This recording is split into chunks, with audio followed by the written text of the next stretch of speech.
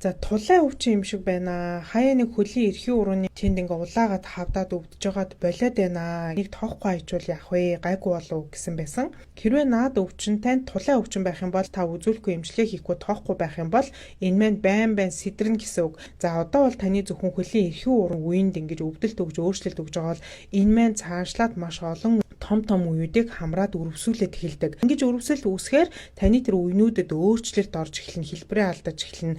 Тэр нь цаашлаад ясандаа хүртэл өөрчлөлт өгдөг.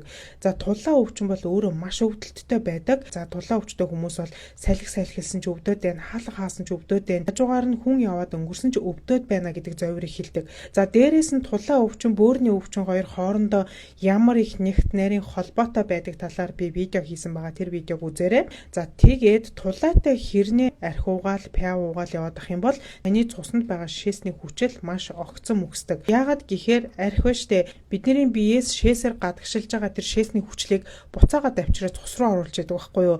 Дээрэс нь бид нар архийг хизээж дангаар нуудгүй яхны даруулга гэл шарсан, хайрсан, төмөс ч юм уу те янз бүрийн юм юмтай хольж хэргэлдэг учраас эднэр чинь бүгдээрээ хавсраад цуснд байгаа шээсний хүчлийг маш огцом нэмэгдүүлдэг, өксгдөг гэсэн үг. Тулаан өвчин ер нь бол дангаараа явдаггүй, даралт ихсэх ч юм уу шижин, холестерины өөрчлөлт, бөөрийн архаг өвчин гэх мэттэй ихэнхдээ хавсарч явдаг учраас тоохгүй байж ерөөсө болохгүй гэсэн үг байна шүү дээ.